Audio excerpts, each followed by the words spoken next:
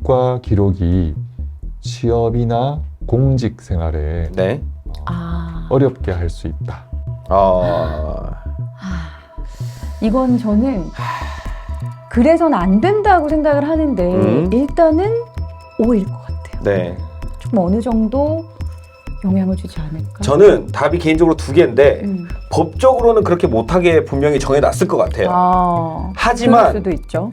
회사 사장님 입장에서 네. 사장님이나 부장님이 봤을 때 이분이 정신과 기록이 있으면 뭔가 좀 불이익을 혹시나. 받을 것 같은 네. 느낌적인 느낌이 좀 있어요. 네, 조금 마음이 좀 어렵네요. 이거는 선택을 하기가. 그래서 그래서는 저는- 안 될 것 같은데 왠지 그럴 것 같은? 그래서 저는 일단 세모를 택하도록 하겠습니다. 세모. 안타깝게도 이 문제의 정답은 X입니다. 네. 세상이 많이 그쵸. 갈고 건강해졌어요. 네. 저희가 걱정하는 부분이 말끔하게 해소가 됐네요, 그러면. 현실적으로 모르겠습니다.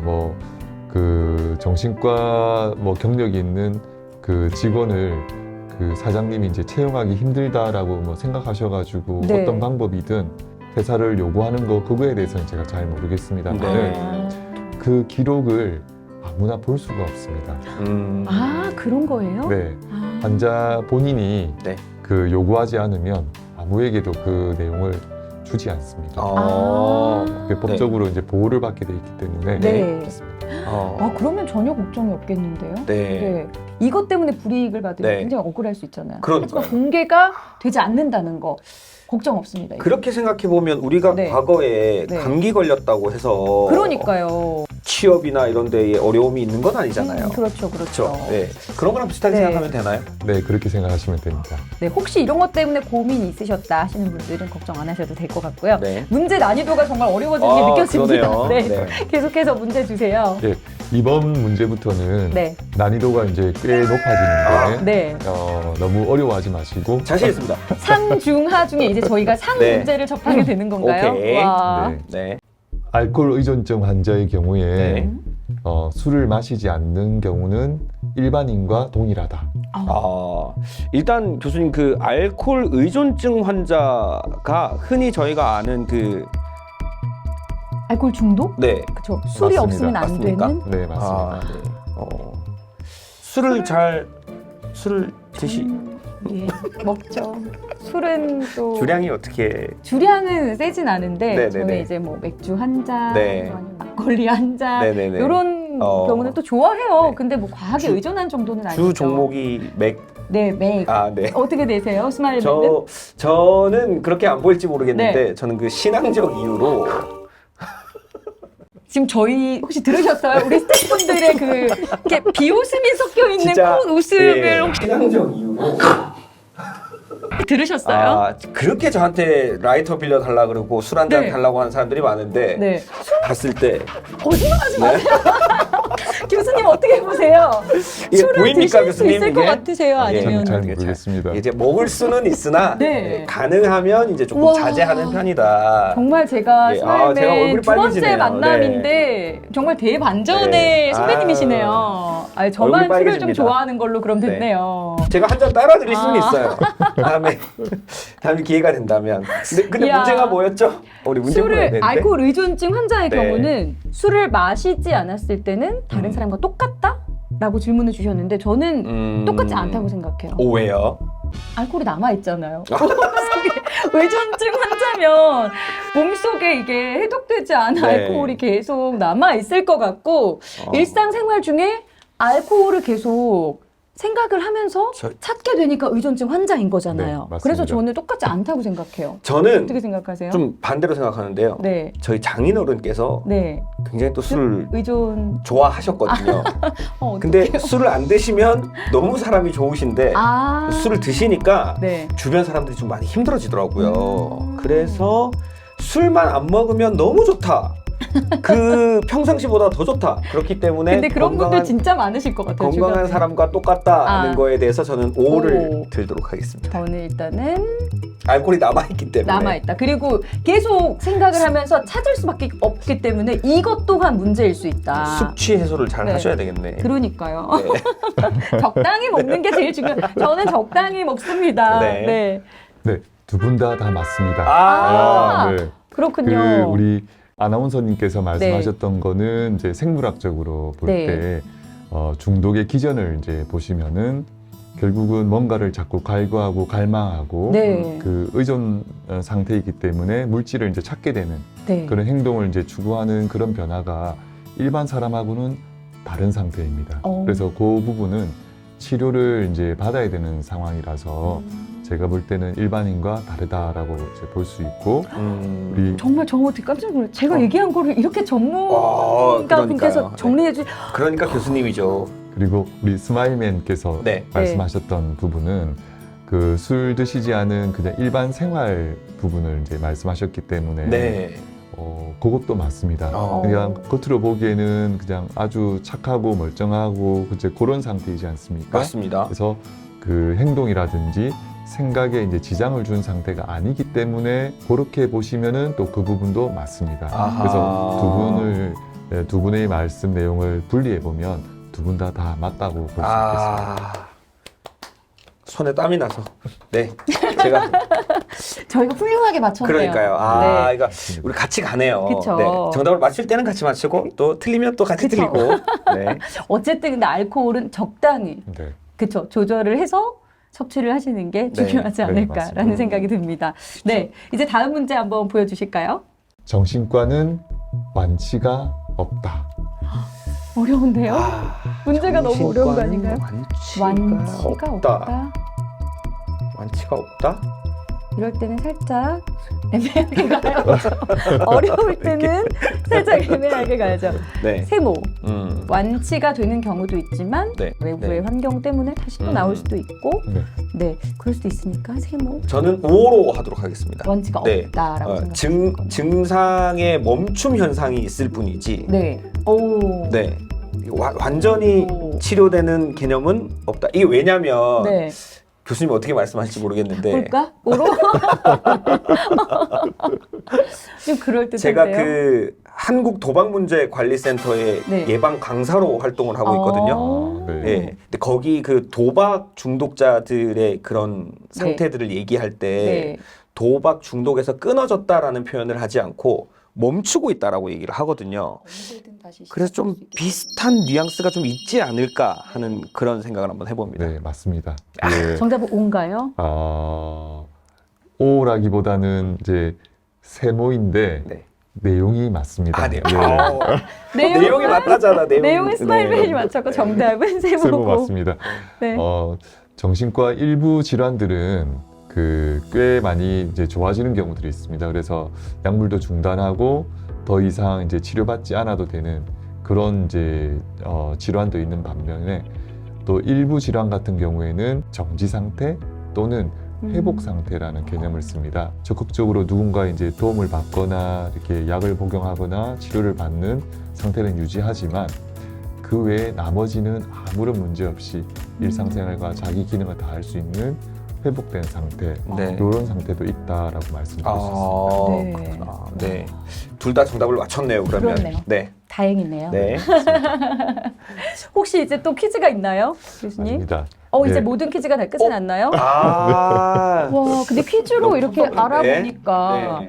새롭게 알게 된 것들도 정말 많고요. 그동안 우리가 이렇게 문턱을 좀 높게만 느꼈구나. 그러니까요. 이렇게 많은 오해들을 하고 있었구나라는 네. 걸 알게 됐어요.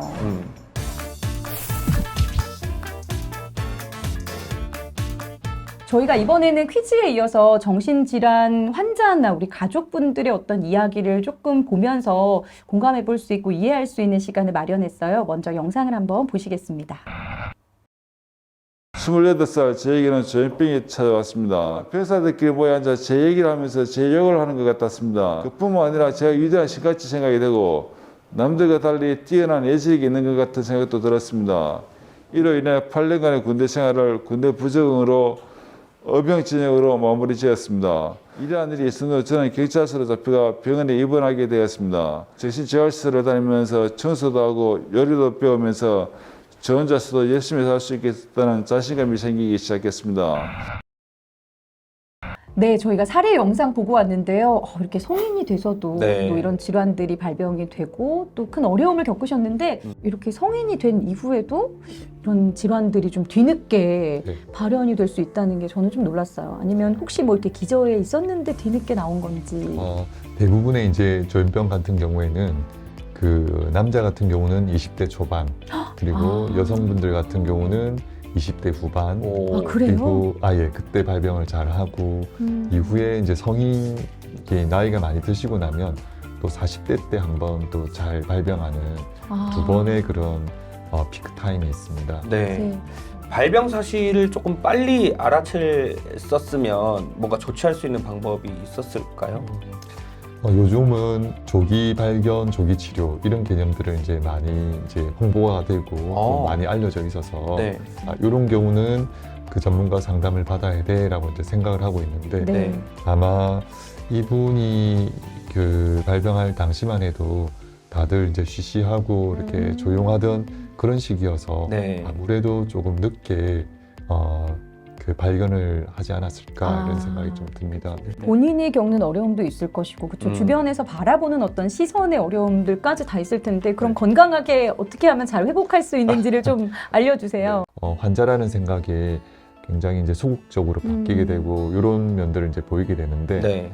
이런 경우에는 적극적으로 이제 주변에서 서포트를 해주는 거죠. 그래서 처음에 시작을 잘 못하는 경우에는 뭐 가르쳐 주기도 하고 옆에서 보조도 해주기도 하고 해서 점점 우리가 아이가 그 유치원에 가면서 학교도 가고 이제 직장도 가는 그런 과정을 겪는 것처럼 네. 똑같이 주변에 있는 보호해 줄 수 있는 분들이 그 과정들을 같이 함께 해주면 굉장히 이렇게 도움이 많이 될 것 같습니다. 네.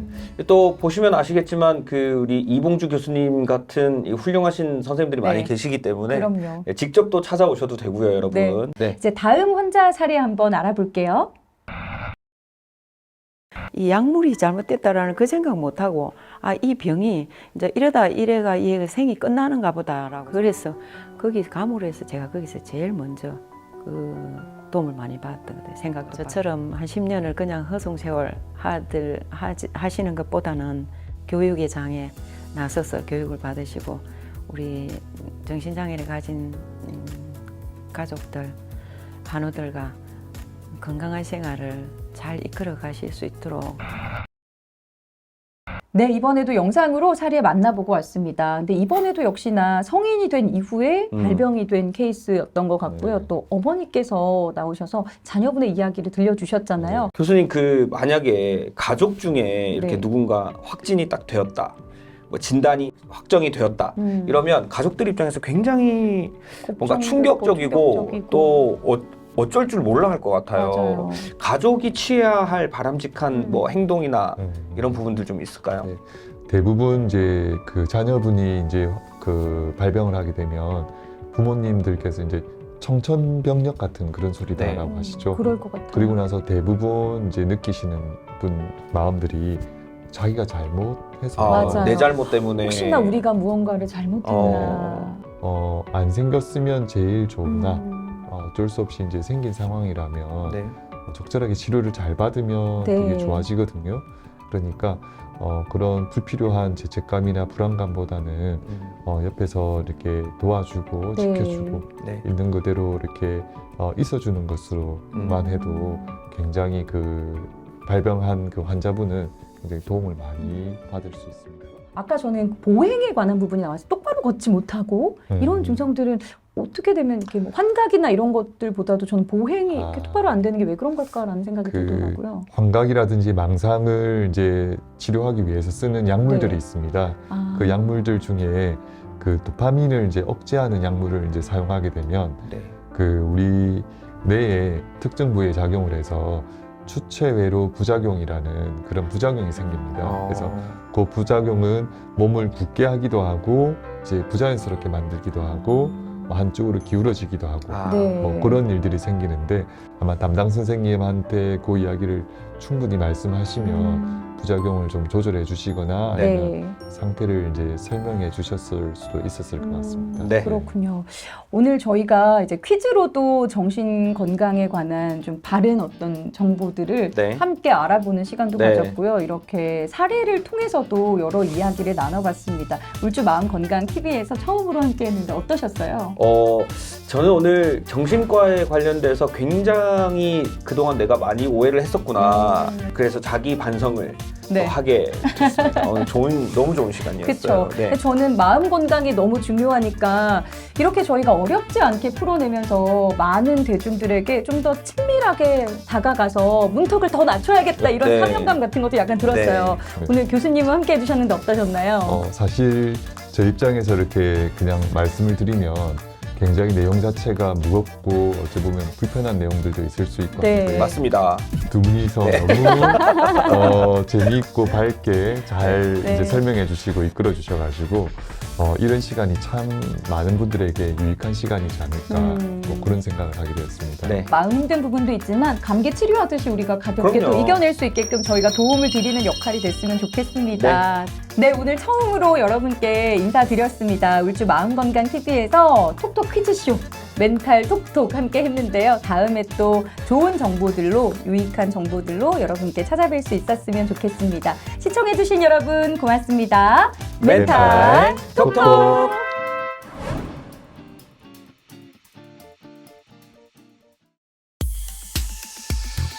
마음이 아플 땐 왜 참기만 해요. 고민하지 말고 상담 받으시죠. 정신건강 책임져줄 우리 쉼터 울주군 정신건강복지센터.